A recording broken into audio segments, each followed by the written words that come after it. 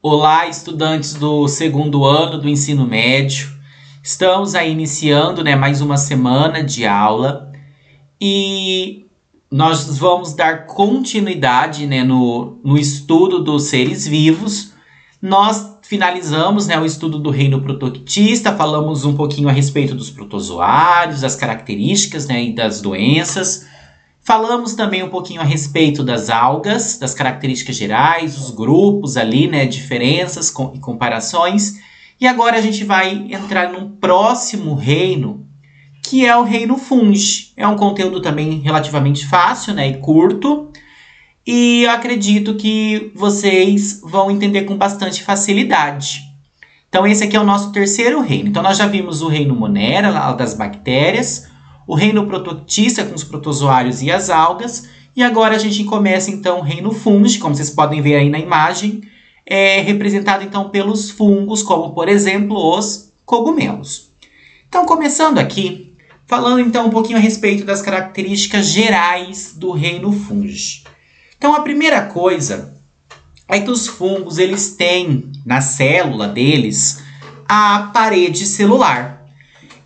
Igualmente ali as plantas também apresentam essa parede celular. Tanto é que no passado aí, os fungos e as plantas eles pertenciam ao mesmo reino, ao mesmo grupo. Só que com o avanço aí dos estudos, as novas descobertas, foi verificado que quando a gente faz a comparação de um fungo com uma planta, existem diferenças muito grandes e devido a isso, eles deixaram de ser classificados como plantas e passaram a ser classificados aí num grupo especial, num grupo só deles, que é o reino fungi. Uma dessas características que a gente consegue observar aí no caso da comparação é que na parede celular das plantas, a gente tem como substância ali principal a celulose, que a gente usa, por exemplo, para fabricar papel. E no caso dos fungos, essa parede ela não tem celulose. Ela vai ser uma parede celular que ela vai apresentar uma substância chamada de quitina. O que seria essa quitina? Para ficar fácil de vocês entenderem. Sabe, na época das cigarras, fica uma casquinha nas árvores, que o pessoal comenta que a cigarra cantou até estourar. Isso tá errado, tá? Na verdade, ela trocou esse esqueleto, que a gente ainda vai estudar sobre isso. Aquela casquinha é feita de quitina. Então, os fungos apresentam a parede celular formada por esse material.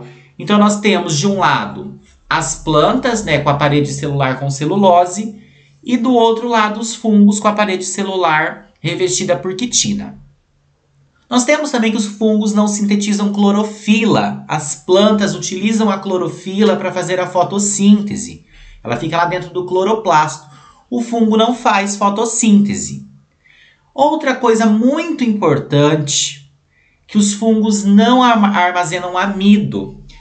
Amido é uma substância de reserva nutritiva presente no grupo das plantas, tá? Isso é muito importante a nível de vestibular. Então, a planta tem como substância de reserva o amido. A gente consegue encontrar com muita facilidade, por exemplo, na batata.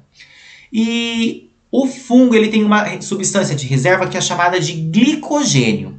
Esse glicogênio é a mesma substância de reserva que os animais apresentam. Então, planta tem como substância de reserva o amido, os fungos têm como substância de reserva o glicogênio. E nós também temos que os fungos não possuem tecidos verdadeiros, tá? Então são algumas características que diferem bastante aí do grupo das plantas. Aqui eu coloquei algumas características mais gerais, falando aí do grupo como um todo. Então nós temos aí que eles são eucariontes, que é aquela célula complexa, com muitas organelas, com um núcleo bem definido, certo? São heterotróficos, nós vamos falar um pouquinho a respeito dessa parte da nutrição, mas eles precisam se nutrir de alguma forma, tá? Eles não fazem fotossíntese, então eles precisam obter de alguma forma o alimento, que pode ser, por exemplo, via decomposição. A maioria das espécies vai ser aeróbia, tá? Aqui a gente está falando da respiração, então eles dependem do oxigênio para respirar. Nós temos aeróbios e nós temos seres que são anaeróbios, além dos facultativos. No caso aí dos fungos, esse fato deles ser aeróbios significa que eles dependem do oxigênio. E nós vamos ter aí no grupo fungos uni- e pluricelulares. Eu coloquei até 2 imagens. Essa primeira imagem representa um tipo de levedura, isso aqui é uma imagem de microscopia. Então ele é um fungo unicelular, a gente não consegue enxergar a olho nu, precisa lá do microscópio, né, para poder fazer o aumento e a gente observar com facilidade. E aqui do lado nós temos uma espécie pluricelular que é chamada de orelha de pau, que é um fungo fácil de encontrar em troncos de árvores. E esse aqui já é grande, então ele é facilmente visualizado. Falando um pouquinho aqui a respeito da estrutura dos fungos, prestem bem atenção na imagem, tá? Isso é muito importante também. Então aqui nós temos um cogumelo, né? Um cogumelo típico. Esse cogumelo apresenta essa estrutura aqui inferior que lembra raízes, mas não são raízes, tá? Se colocar o nome de raiz está errado. Lembram raiz, a gente chama essas estruturas aqui de hifas. Então todas essas estruturas aqui, cada uma delas é uma hifa. O conjunto das hifas, esse conjunto aqui inferior, vai formar uma estrutura chamada de micélio, certo? Então nós temos aqui o micélio vegetativo, que é representado aí por esse conjunto de hifas. Nós temos a estrutura aqui do chapeuzinho, né, que seria o micélio reprodutivo, que forma o que a gente chama de corpo de frutificação, tá? O pessoal associa muito isso a uma casinha de sapo, não tem nada a ver também, tá? Mito. Não tem nada a ver o fungo com sapo. Não é a casinha de sapo, não. Então aqui nós temos o micélio reprodutivo formando o corpo de frutificação. Embaixo desse chapeuzinho nós temos a formação das lamelas. E nessas lamelas existem estruturas chamadas de basídeos, e esses basídeos, eles formam nas suas extremidades, nas suas pontinhas, os esporos, que são as estruturas reprodutivas, tá? Que são carregados aí pelo vento. Nós chamamos esses esporos de basidiósporos. É um tipo de esporo reprodutivo, seria uma célula reprodutiva aí dos fungos. Lembrando que esses esporos são microscópicos, são extremamente pequenos, e eles são carregados, então, com o vento. O ar aí carrega eles com bastante facilidade. Continuando, eu coloquei aqui uma das propriedades muito importante, que é o fato deles serem decompositores. Então, eu coloquei uma laranja ali com fungo, né? Ela está em estado de decomposição. Acredito que todo mundo já tenha visto essa imagem dentro da geladeira. E isso é extremamente importante. Através dessa decomposição realizada por fungos e por algumas bactérias, por exemplo, acontece um processo no planeta chamado de ciclagem. E eles fazem a ciclagem de nutrientes. Então, eles devolvem para o solo, devolvem para o planeta os nutrientes através desse processo de decomposição. Se esse processo não existisse, chegaria um determinado ponto que os nutrientes ali que os seres vivos precisam iriam se esgotar. Então, através do processo de decomposição realizado aí principalmente por fungos e bactérias, tanto é que eles entram na cadeia alimentar ali como um todo, os nutrientes são devolvidos, são ciclados para o planeta. Existe um outro tipo de fungo que eles fazem uma relação ecológica, que vocês vão estudar no 3º ano, que é uma relação ecológica benéfica, e ela é uma relação que a gente diz que ela é obrigatória entre seres vivos diferentes, que a gente chama de mutualismo. E existem 2 tipos de mutualismo importantes aqui dentro do reino fungi. Nós temos as micorrizas e nós temos os líquens. Falando da micorriza, aqui na nossa região isso é muito comum na cultura da soja, né, no pessoal aí que trabalha no campo, que mexe com essa parte agrícola, isso acontece muito com a soja. É a associação de um fungo a raiz da planta. Então nós temos a imagem aqui. Repare que tem essas bolinhas.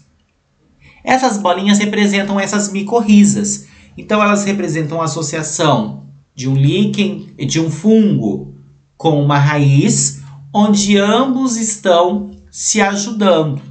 No caso aí do fungo, ele ajuda a planta a fazer a fixação do nitrogênio. E ela depende desse nitrogênio para se desenvolver. Por isso que é muito utilizado na cultura da soja. É um método aí ecológico, vamos falar assim, que não prejudica o meio ambiente, bastante produtivo para o agricultor. Então ele aumenta a produção da soja.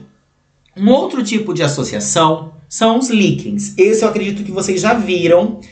É muito fácil de encontrar nos caules, nos troncos das árvores, que é essa segunda imagem aqui. Eu coloquei um tipo, mas existem outros, tá? Isso é a associação de um fungo com alguns tipos de alga. E os locais onde eles existem é um bom sinal, porque eles funcionam como bioindicadores de poluição. Então, essa associação ela é bastante sensível ao fato aí de existir poluição. Então, geralmente, eles estão presentes em locais onde o ar é mais puro, onde o ar é mais limpo. Então, a gente diz que eles funcionam como bioindicadores, certo? Continuando aqui, falando agora um pouquinho a respeito da classificação dos fungos.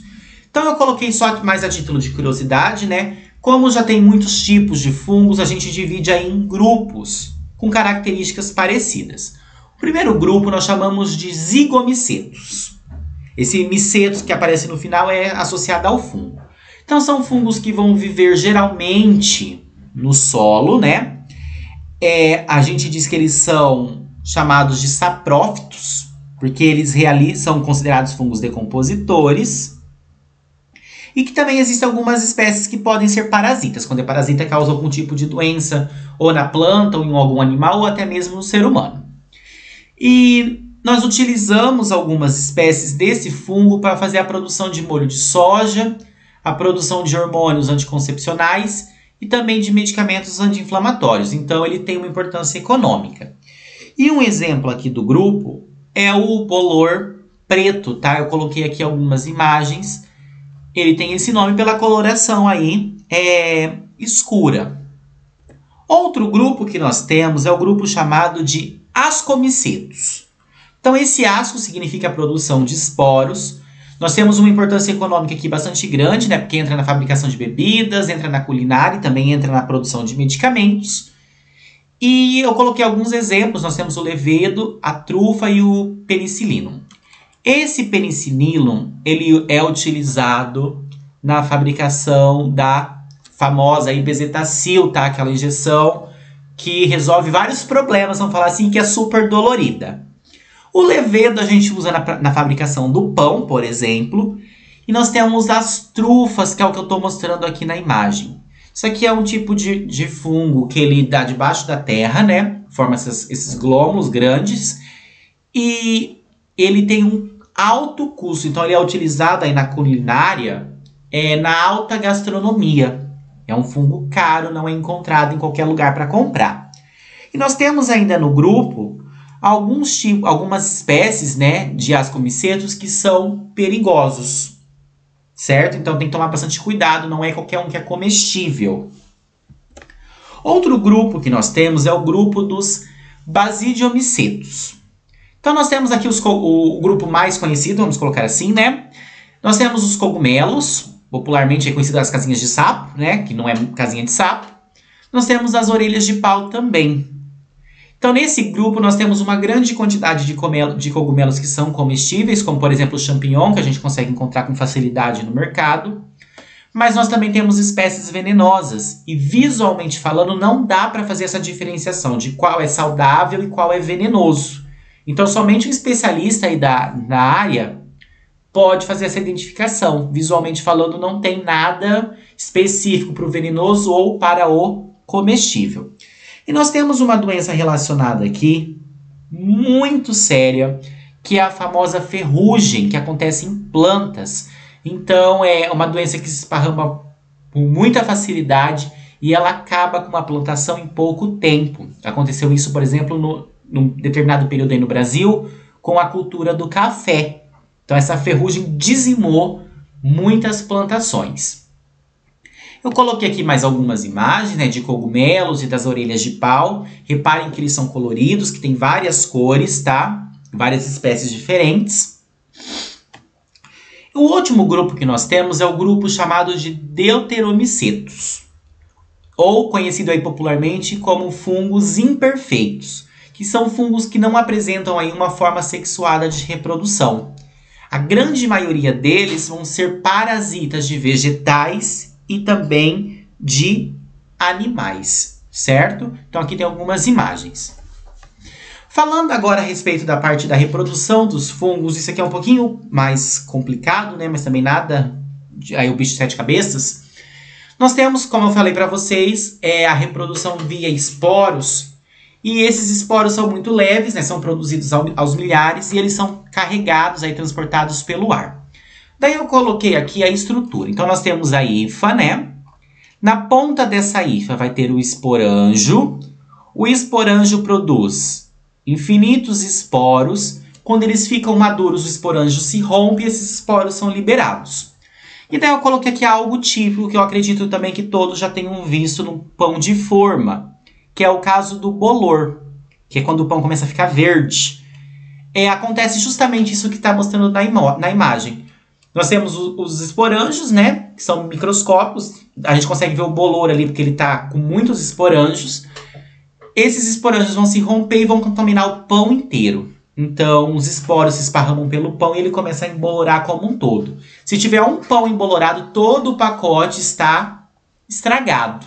Então, todo o pacote de pão deve ser amarrado e jogado fora. Não dá para o gato, não dá para o cachorro, não dá para o papagaio, porque contamina todo o pacote, mesmo que não esteja aparecendo esse bolor, certo?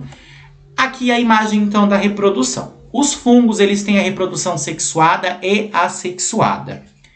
No caso da reprodução do tipo assexuada, nós vamos ter que os esporos, eles vão sofrer mitose, mitose forma células iguais, só aumenta em quantidade. E através desses esporos, eles vão cair no local fértil, vamos colocar assim, um local propício, né, para eles germinarem. E vai ter a formação de várias hifas, que são Ns, que são hifas tudo iguais, tá? Então, por isso que a gente considera como uma reprodução assexuada. O esporo simplesmente sofreu mitoses e ele germinou. Em nenhum momento teve mistura de material genético. Essa mesma hifa, que ela é N, ela pode se juntar com uma outra hifa, que também vai ser M. E vai formar o que a gente chama de zigósporo. E nesse caso, nós temos a fecundação. Vai ter a mistura do material genético de uma com a outra. Essa fecundação, essa mistura de material genético, vai formar os gametanjos. Esses gametanjos, então, vão dar origem a novas hifas, que são geneticamente diferentes, porque como teve a fecundação aqui, teve a mistura do material genético. Lembrando, aqui vale ressaltar, que no caso da reprodução assexuada, ela, apesar de ser simples, ela não tem variabilidade genética, ela tem a formação de clones, isso é bem ruim, biologicamente falando. E no caso da reprodução sexuada, como teve essa mistura de material genético, né, das células haploide N mais N, 2 Ns aí misturou, nós temos o caso, então, que gera variabilidade genética e isso faz com que os seres vivos possam evoluir, certo? Por fim, aqui eu só finalizando a aula, eu coloquei alguns benefícios e alguns malefícios do fungo, né, fazendo comparação em relação ao ser humano. Os benefícios, a gente tem a indústria alimentar, aí principalmente produção de pães, né, por exemplo. Nós temos os casos dos fungos comestíveis, como o champignon, mas tem o shiitake, o shimeji também, que movimenta aí financeiramente um valor bastante considerável. Só que nós temos os malefícios, né? Os fungos, eles causam micoses nos seres humanos. Eu coloquei até aqui a imagem no dedo, né, da pessoa. E causam também doenças como, por exemplo, a candidíase, que é causada pela Cândida albicans, certo? Então tem os malefícios aí. No caso da candidíase, a gente conhece popularmente como sapinho. O nome popular, mas é a mesma coisa, certo? Eu espero que vocês tenham gostado da nossa aula de hoje, né? Falando aí um pouquinho a respeito do reino fungi. Caso fique alguma dúvida, vocês podem estar entrando em contato comigo, né? Através do meu número particular, que eu estarei atendendo a cada um. Do mais, tenham uma excelente semana, bons estudos a todos e até logo!